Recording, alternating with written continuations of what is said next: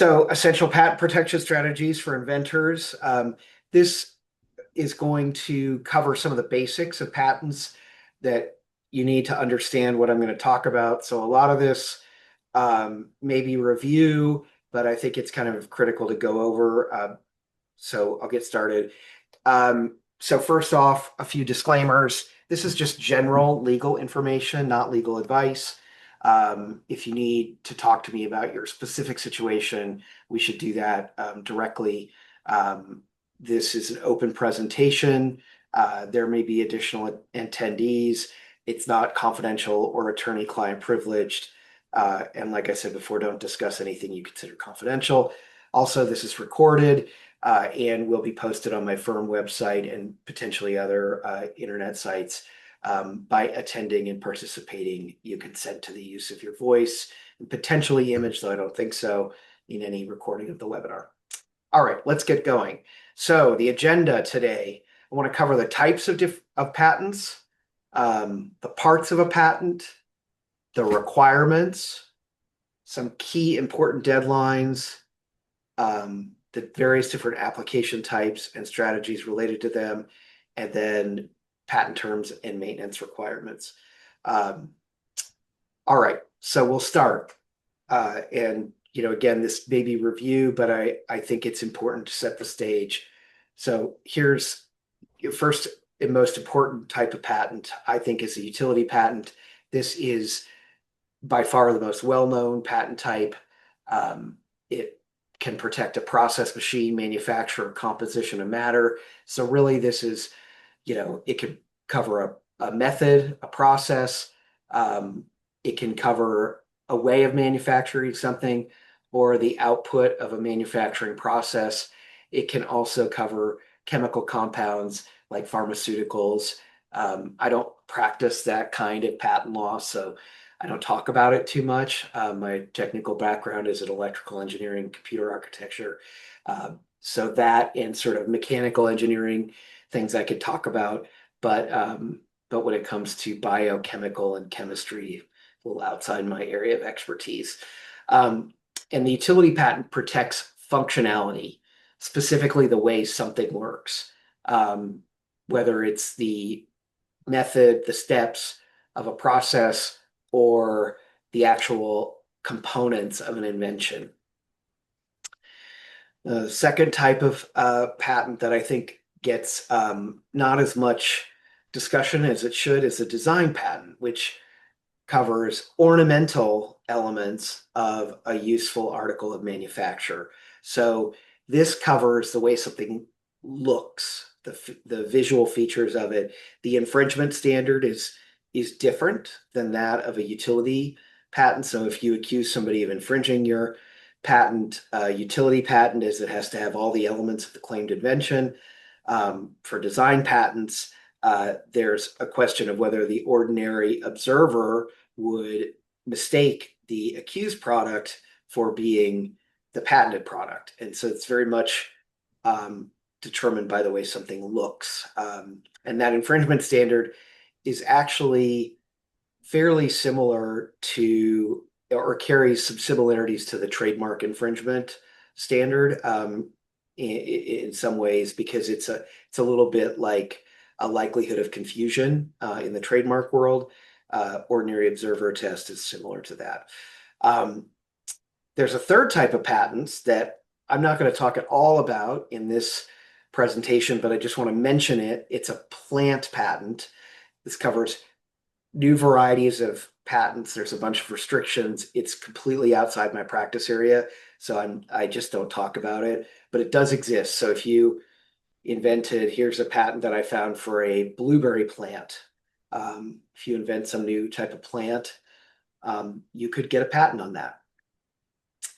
That's if you were to like cross-pollinate seeds or something? Yes, that's it, yes, something like that. And I think there's some requirements about the way that they reproduce and what can be covered.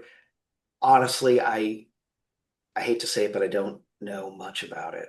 No problem. Just It's generally. completely outside my area of practice. I just didn't want to like gloss over it. Okay. Um, so I want to go through the important pieces, the parts of a patent, um, because they get referred back to a lot in the requirements and in referring to prior art. So first, there's a specification. This is the detailed description of the invention. It's the written description is another way of um, referring to it. This will often have many references to the drawings, which I'll talk about later. Um, and this should be as detailed as you could possibly make it. Generally, more is better in terms of the specification, um, but you really want to provide the reader with every potential detail they might need to make and use, i.e., practice the claimed invention. And there are certain legal requirements for what must be in the specification, which I'll talk about later on. But I have, I put some screenshots of a patent I drafted in this presentation, but you could see that the specification is full of words and talks about the background of the invention, the summary, and then goes into as much detail as can be provided about the way that the invention works and the composition of the elements, variations, etc. So that's the specification.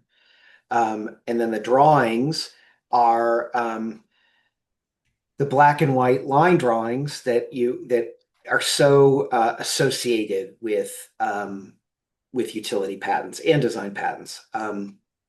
And these drawings show structure, features, circuit diagrams, flowcharts, software block diagrams, basically any visual element that helps you understand or clarify the invention. Um, and again, this is a situation where oftentimes disclosing more is better because later in the process, the more disclosure you have, the more room for negotiating claims or adding elements to the claims that are available. And there are special requirements here for design patents.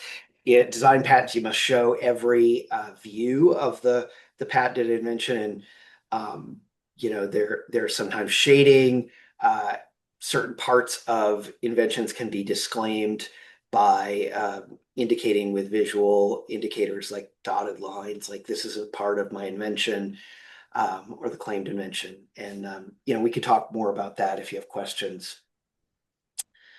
Um, the claims. This is, I think, one of the most important and misunderstood portions of a patent, because the claims really determine what your patent covers and allows you to exclude other people from making, using, and selling in the United States.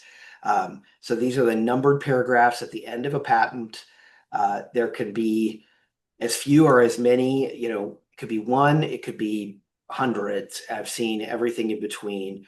But these are they they they are organized by elements, which could be thought about as individual technical features, and they could be broken down into tiny, tiny parts that are considered elements.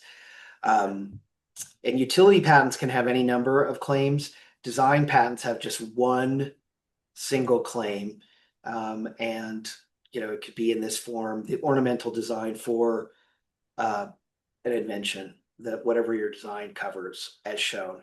And this indicates that the claims of a design patent are really determined by the drawings that are showing the invention. So that's why the drawings in a design patent are so critical, because the claim just refers to the visuals.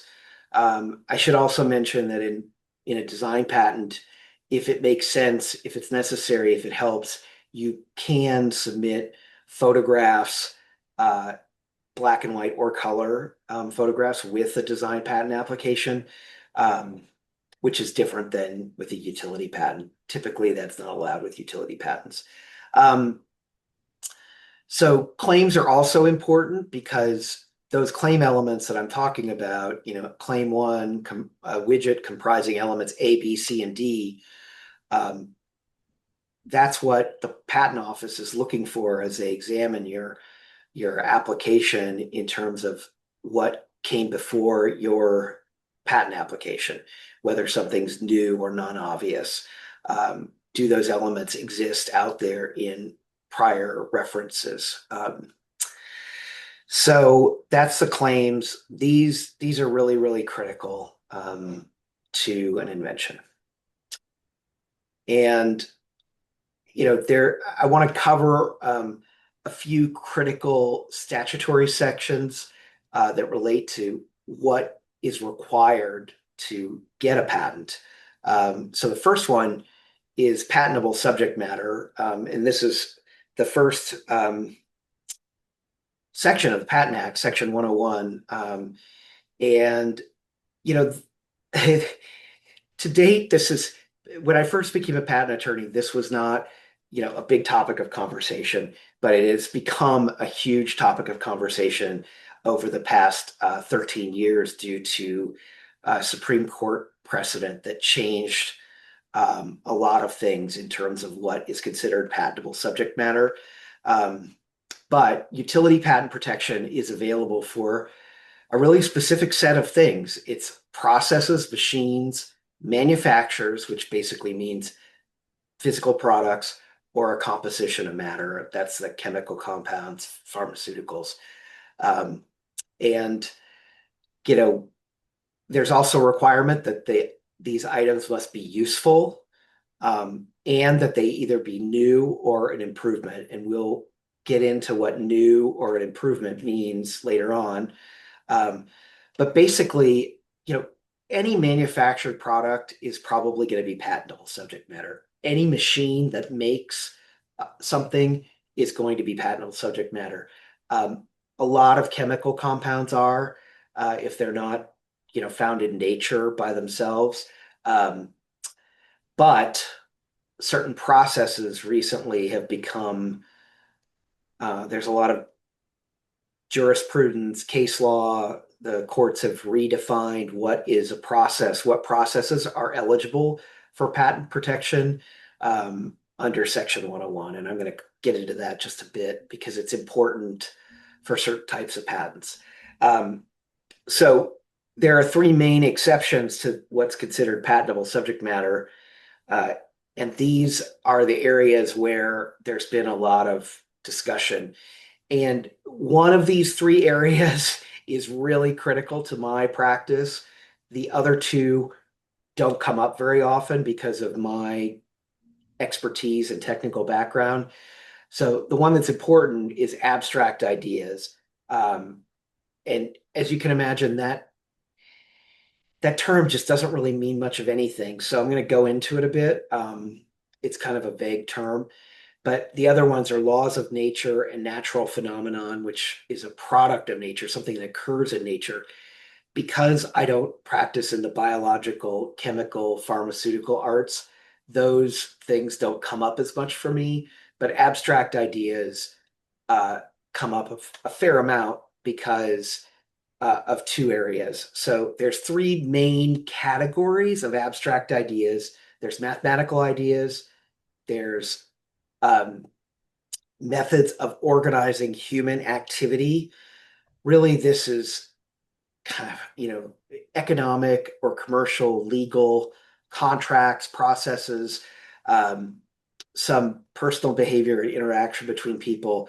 It's kind of a broad bunch of um, items in this group, and they really, it can often be challenging to establish what it means, but they really are important when it comes to a couple areas. So I'll get into that in just the next slide. Mental processes, anything that can be done in the human mind, is often considered an abstract idea and may not be uh, eligible for patent protection by itself. So what this really means, and I'm just going to focus on abstract ideas because of the other ones are not really in my practice area.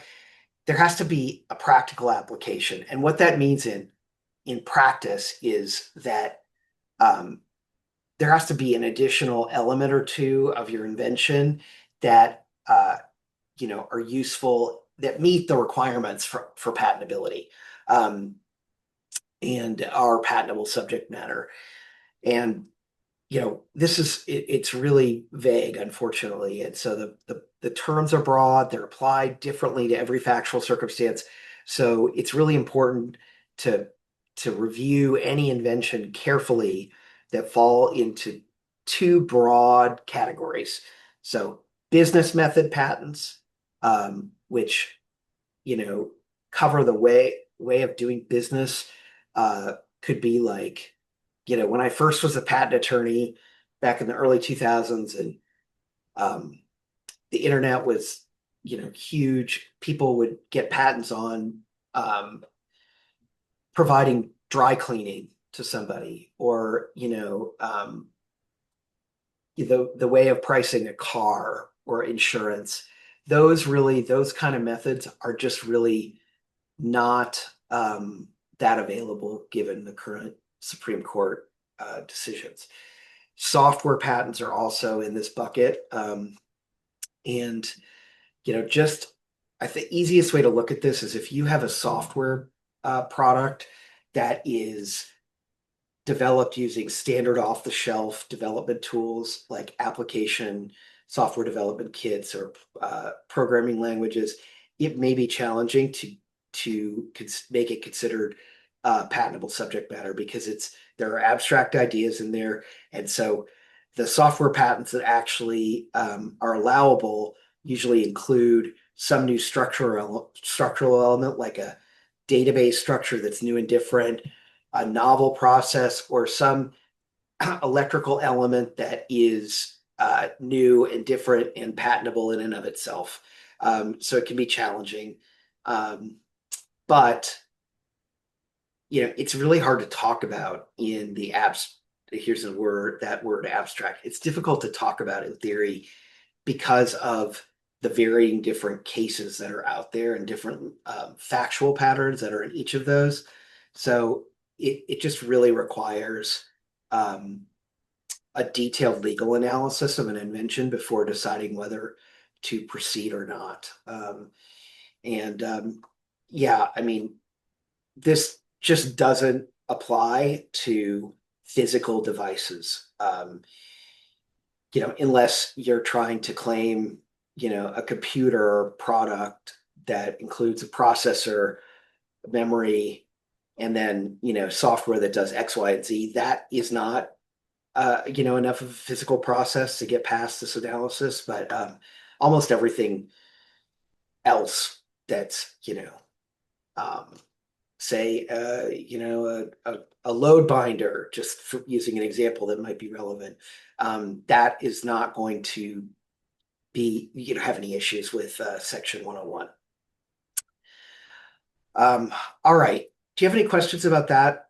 Because that's really the most complicated, difficult area to understand, I think. No.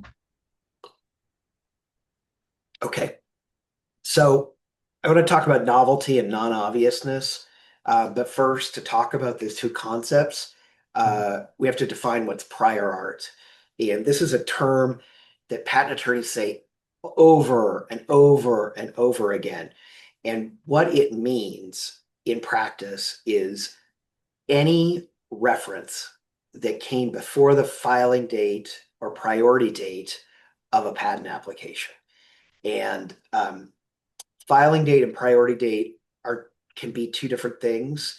Um, One patent application could have a particular filing date, but an earlier priority date uh, based on some claims to prior applications, and we'll talk about that in a second.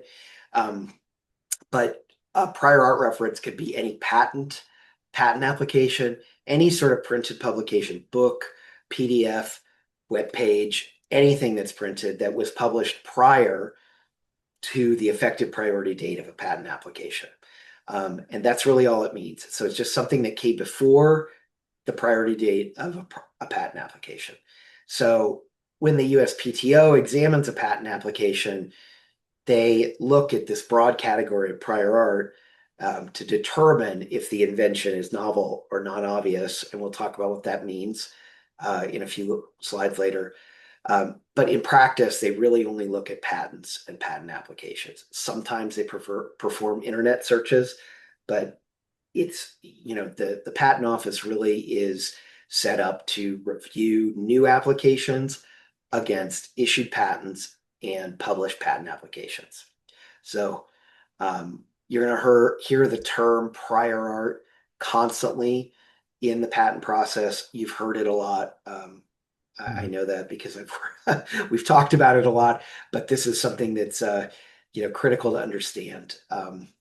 And how that applies, why prior art is important, is because there are two key requirements.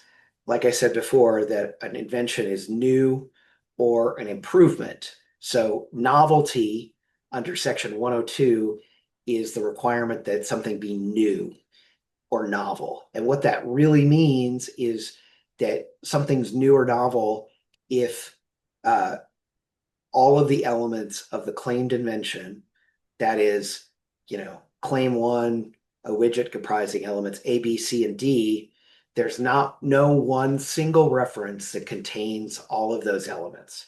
So if the USPTO can't find a single reference that has all the elements of your invention, your claimed invention, then the invention passes the novelty test. So that's one requirement for patentability, is there can't be one reference that has all the elements of your claimed invention.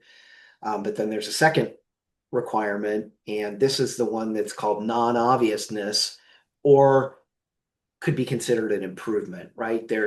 You could find some elements of the invention in the prior art, but not all of them in the same technical space. So there's some legal jargon that is used in this section. So non-obvious and one of ordinary skill in the art. These are two terms that are in the statutory section, and they don't have a lot of meaning to a layperson, a non-patent attorney or patent expert.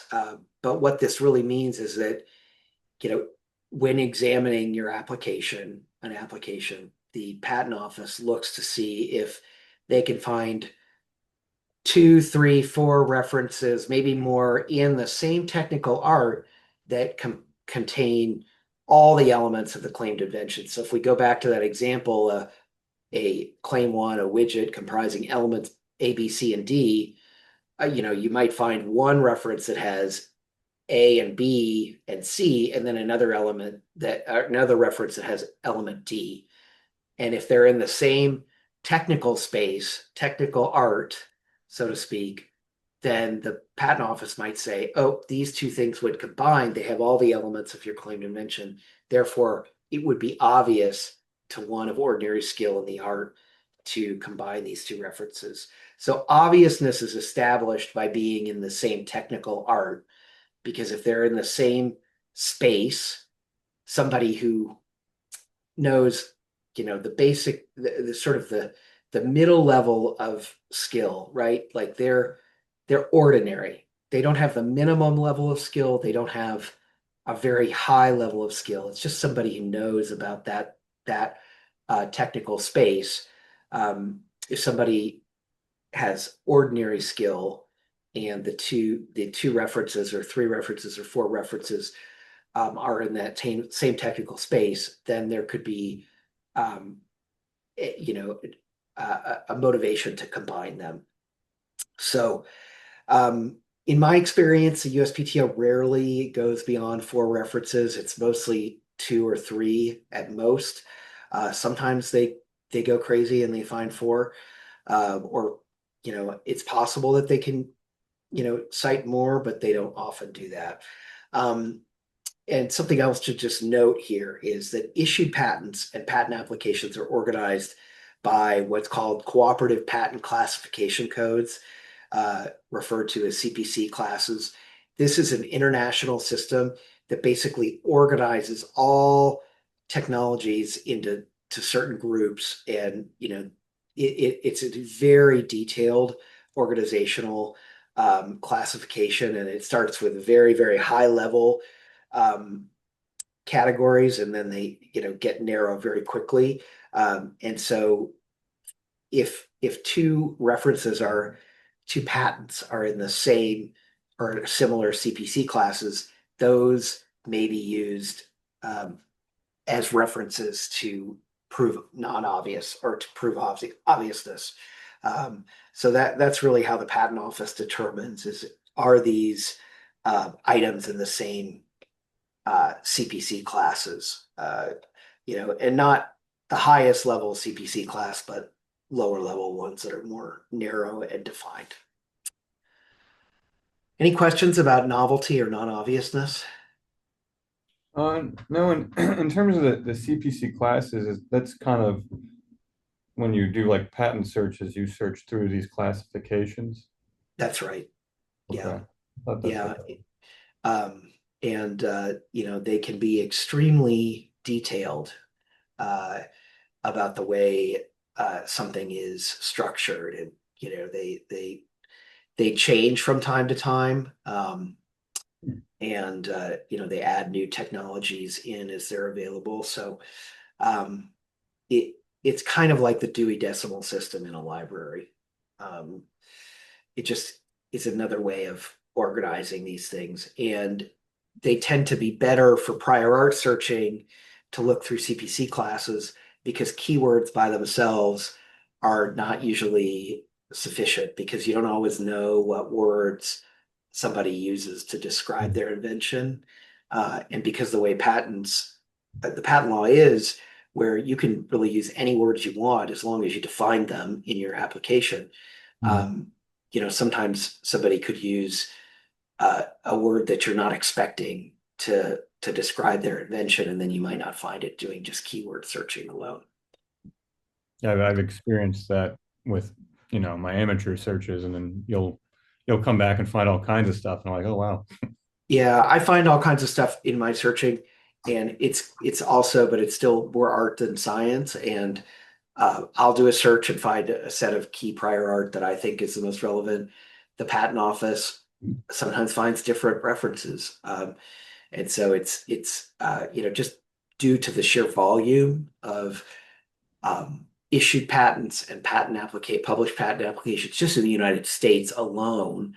It's really tough to go through all of it, without some way of narrowing it down to these classes. And if you look it up, the CPC, the Cooperative Patent Classification Codes, you'll find web pages. There's one with the USPTO. You can kind of click down into them and see how narrowly defined they can become. And you can also see that some of them you know cover things one way and then another way. They might both be applicable to one Do they invention. ever reclassify something that's been classified and pull it out of a classification and move it somewhere else, or? They move classifications around, but they don't reclassify patents that have been issued, as far as I know. Okay. So there'll be a breadcrumb that tells you this has been moved to this other class, but you have to look in both classes to do a complete search. Gotcha. Okay. Okay. All right. The specification and disclosure. This is one of the other critical requirements for patentability.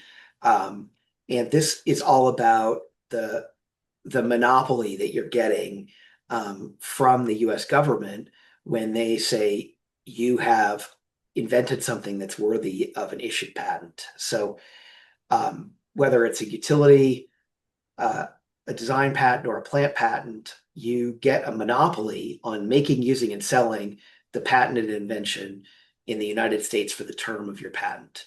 Um, and in exchange for this monopoly, you're basically teaching the world how to make and use your invention, and dedicating that to the public domain once the patent expires. And so, the law is set up so that you do have to hit certain requirements in drafting your patent specification and disclosure so that you meet those requirements. And the two key requirements are enablement, which is you have to really show someone who that same person of ordinary skill how to make and use the invention.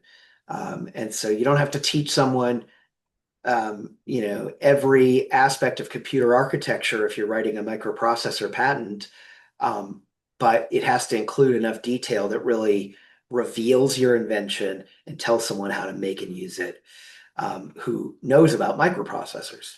Um, and you know, this gets into the um, sometimes more disclosure is better because the more you disclose, the more enabling your disclosure can be, and the less of an issue this becomes. And it's really important not to hold things back because of the second requirement, which is the best mode requirement. You have to teach the world the best way you know how to practice the invention at the time you file the application. So you can't just say, I'm going to file a patent application, but I'm going to keep the best part of it for myself and hide that, keep it secret, whatever, and then get a patent on it. That is not considered okay. It's against the patent statute, and that's part of that trade. If you're getting a monopoly, so you have to show us everything you know about making this invention, and up to including the best way you know how to do it at the time you filed the invention. You don't have to update it later if you keep doing more development and you find a new, better way 6 months after you filed the application. In fact, you would not be able to update the application because you can't add new matter, new technical disclosure to your application once it's filed. So there's no requirement to go back and do that later. All right. And so, this is again, best mode. There are some questions about trade secrets that come in here. So there's another intellectual property right called a trade secret that is not codified as much into federal statutes. There's no registration process for trade secrets. But if you can keep something a secret about the way that you do something, whether it's, the most famous trade secrets are, the formula for Coca-Cola or, the Colonel's recipe of what seven herbs and spices. Those are the ones everyone knows about.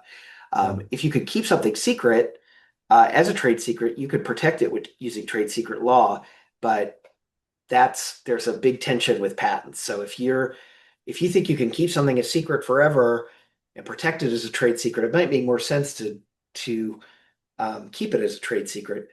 That could be something in a manufacturing process that only can nobody could reverse engineer it. But if you're making a physical process or product, it's challenging to use trade secret because someone can cut it apart and figure out how it works, and it's not really a secret anymore. Yeah. So, But you're saying like with Coca-Cola, they don't actually have a patent on their formula no, because it's I mean, strict. and a patent would expire if they did have a patent on the formula. Yeah. Trade secrets don't expire as long as they keep it a secret. Now, people have tried to reverse engineer that formula left and right, obviously, and try and create something that tastes the same. But we don't really know if they've been successful because the formula is a highly kept secret. Seems like it'd be very complicated to hide it, but of course they have. So. They have done it right, and that it comes out that relates to who has access to the formula, um, what are you doing to protect the secret, et cetera, right? So you can't say something's a trade secret if you're letting every single person that works at the company look at it, see it, Yeah. or if it's posted in the lobby of your building. It has to be in the safe or the vault, encrypted. Only people that have a direct need to know about it. Um, yeah, but it's hard to do with physical inventions, mechanical inventions, Mhm. even electrical inventions. Yeah.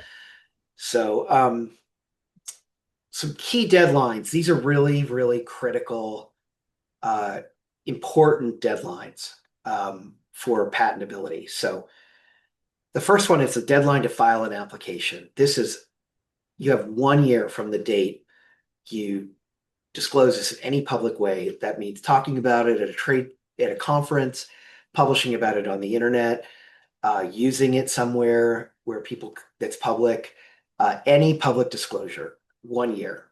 Um, if you offer the product for sale that includes the invention, you have 1 year from that first offer to sell it. Obviously there are some ways to slice and dice that. The details of the facts are important, but it's better not to get in a situation where you're slicing and dicing it.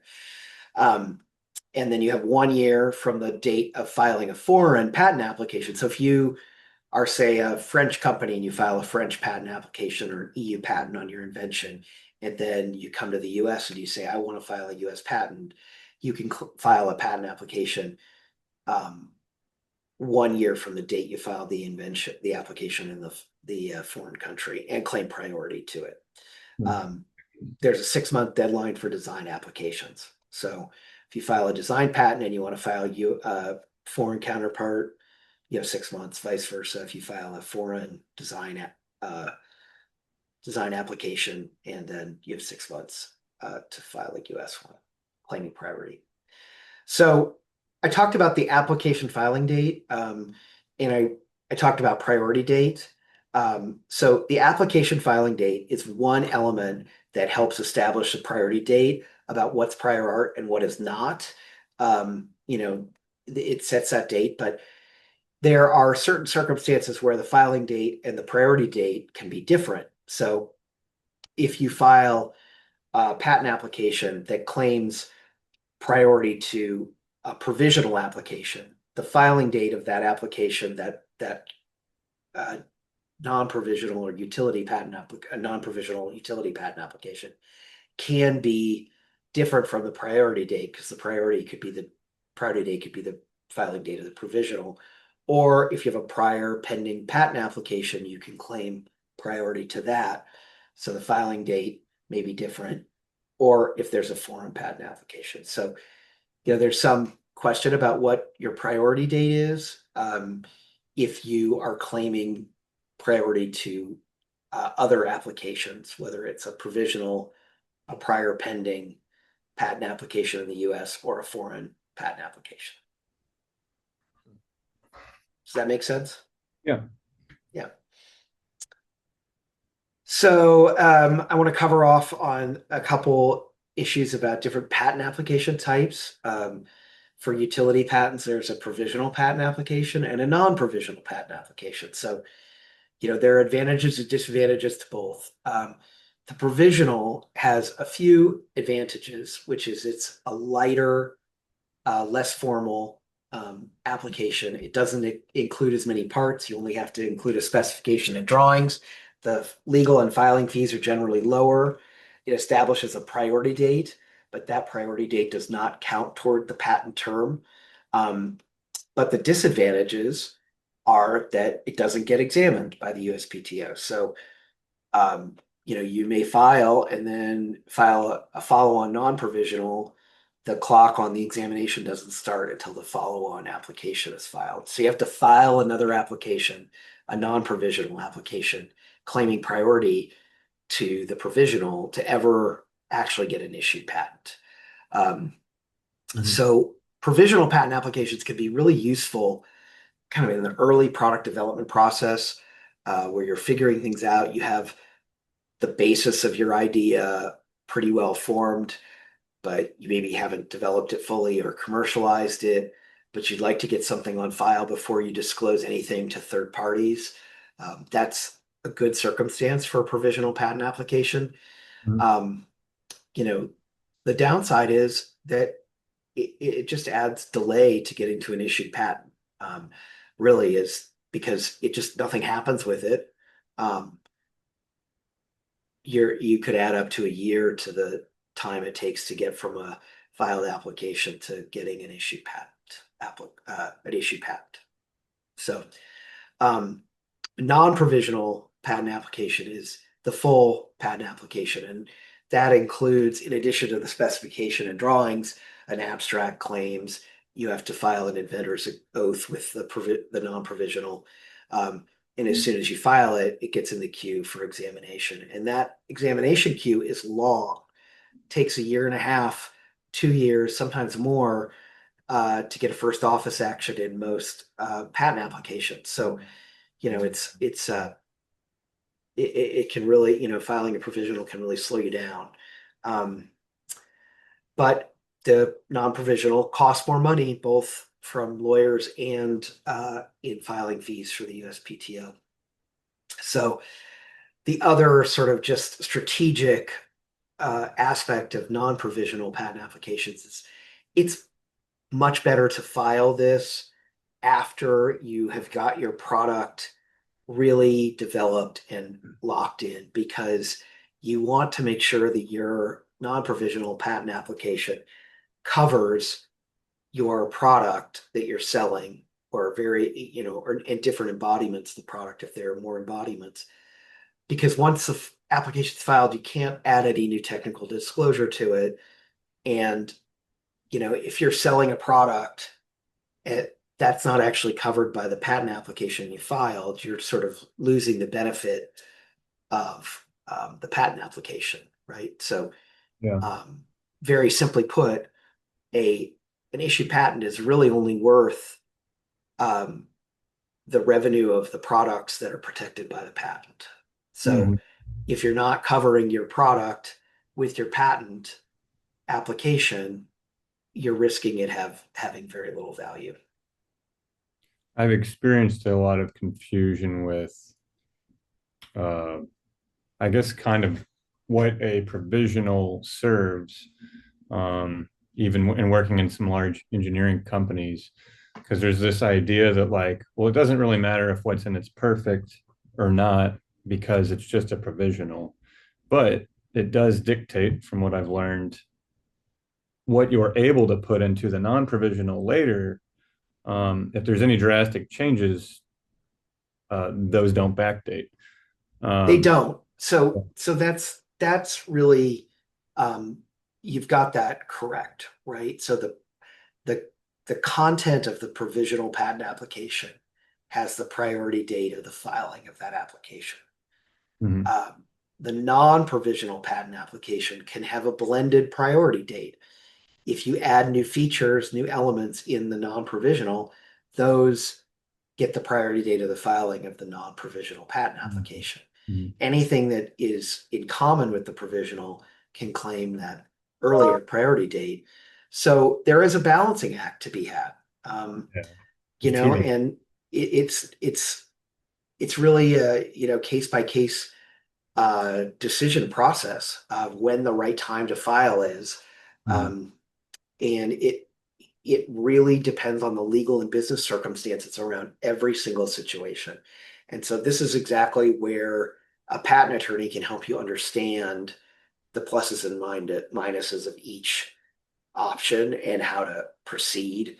Um, but it's critically important that the business owners understand or have a good sense of what the business requirements are, mhm, and where they are in the sales process, right? Because one of the great uses of a provisional patent application can be, oh, we're coming up on that 1 year bar date, and we just don't have time to get the whole thing put together. We're just going to get something on file that has what we need in it, and then work on the non-provisional application, right? So that's yeah. one way that these get used. Another is to get something in the office before you disclose something that you think is new and um, eligible for patent protection to a third party, right? Especially Mhm, in a world where you have manufacturers who are offshore and sometimes might not think twice about um, stealing an invention, right? And mhm. they might want to make the invention or even run to the patent office and try and patent it. It it can happen. It's I don't think it's as common as people think it is, the stealing Yeah. an idea and running to the patent office. But in any case, um, you know, there's value in both of these. But what's most important to remember is that the provisional patent application never ever matures into a non-provisional application, never can mature into an issued patent. So there always has to be a follow-on non-provisional patent application. It really is good for establishing priority date, and that's what it's good for, is the And provisional. if you went into a prosecution suit or something, courts only look at the provisionals if it really has to go back that far, right? I mean, if they don't necessarily have to look at it, they won't even look at it then. If you're if you were ended up in litigation with a patent where you have an issued patent that had a provisional patent application as part of the file history, Mhm. the level of scrutiny that will be placed on every aspect of every decision that's made is extremely high. Okay. Um, so the thing is they're going to get the litigation attorneys are going to go back and look at every stage of the process and try to find some way they can slip a piece of prior art in before a key element of your invention, right? Because they want to, an accused infringer, if they have to pay millions of dollars or stop selling their product, right, or even more billions, some of these patent litigations are worth these days. Um, they have a lot of incentive to find anything that can help claim that your issued patent is invalid for one reason or another. And the best way to do that is to say that you should never have gotten a patent in the first place because uh, there's prior art that came before your invention. Yeah, because I mean, if they find something like that, even though your patent was granted, it could effectively be thrown out due to something that was missed in the research, right? I mean, anything's possible. There, there. I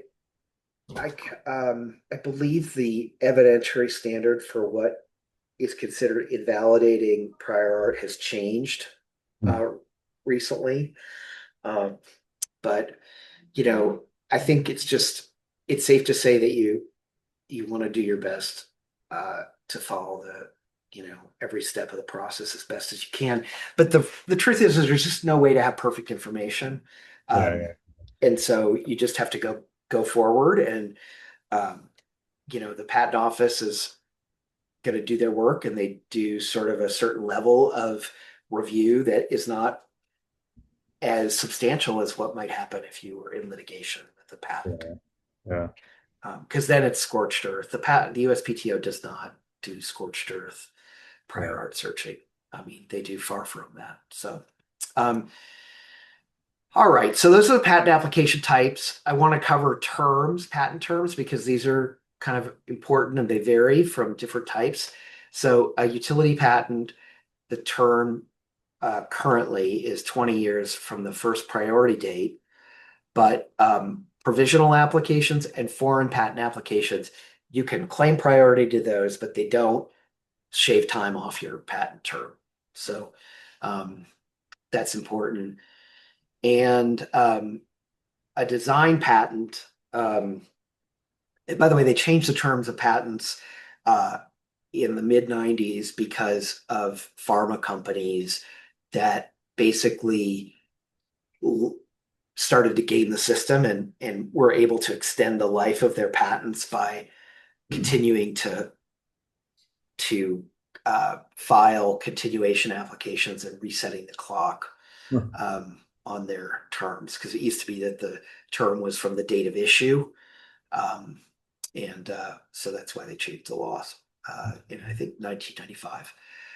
Design patents um, before 2015 or mid 2014, 2015 were 14 years from the date of issue. Now they're 15 years from the date of issue. Um, not as much complication there. So a couple other things that are just really important. You know about this, but I just want to say it here. Utility patents have to be maintained, and there's maintenance payments due. And by maintenance, I just mean you just have to pay a maintenance fee to the USPTO, and it's due at 3.5, 7.5, and 11.5 years after issue. There's a 6-month grace period. If you don't pay at 3.5 years, 7.5, 11.5, it's available to, with an additional fee.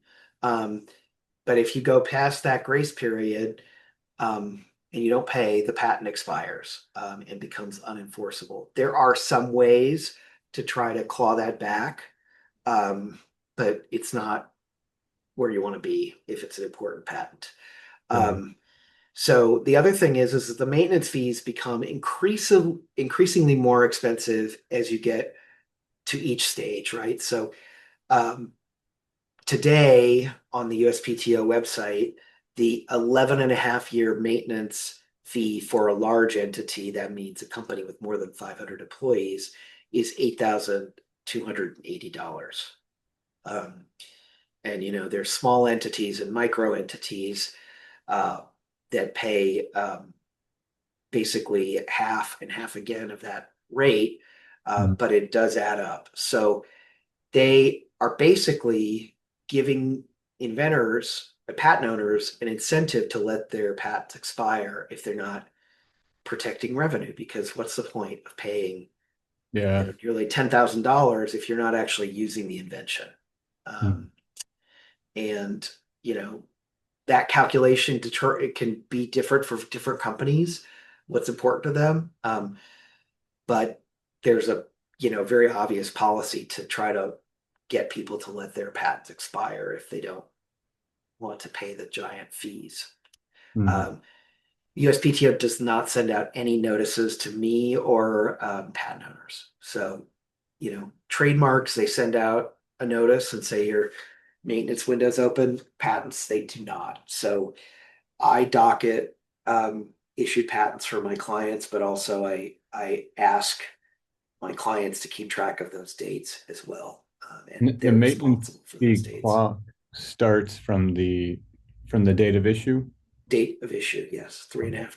Its dates due is due after the date of issue is where the clock starts. Gotcha. Design patents, no maintenance fees required.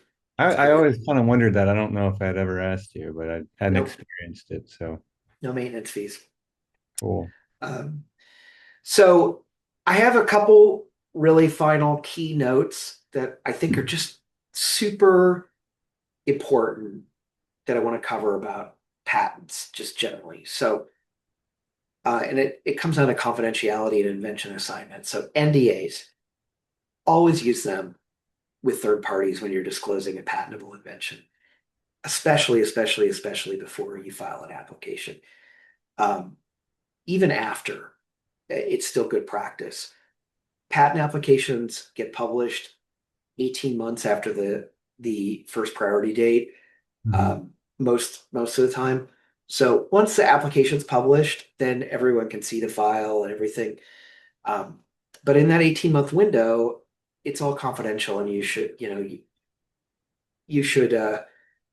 um, always be talking to third parties that are not within the ownership sphere.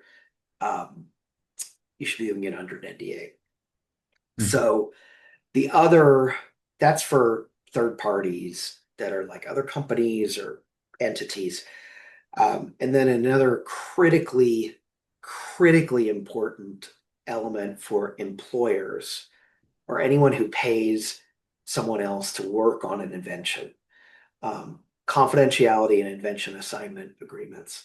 So this agreement basically says to someone that's working for a company or even an individual, uh, you're going to keep everything that's um, confidential. You have a confidentiality requirement that's similar to an NDA, but also if you do any work that results in any IP right existing, trademark, copyright, patent, trade secret, you name it, those rights are owned by the company and you agree to assign them to the company and you agree to help the company uh, establish their rights and defend them in the future, right? And it's just so I put in this slide service providers, employees, because in California, it's very challenging to hire Individuals as contract employees, it's generally not allowed. Um, but if you hired, say, a software development firm to do software development for you, you want to make sure that you have this kind of agreement in place. Yeah. Or if you hire an employee to work for your company who's going to work on, developing products, it's super, super important. And this is something that I find missing from a lot of my small company clients. Mhm. And so, you could get yourself in a situation where you have a patent application and somebody's listed as an inventor and they refuse to assign it to the company because they don't have a contractual requirement to do that. And then they are joint owner, joint, it's like being a joint tenant, joint owner of a piece of property. Um, and that is not good.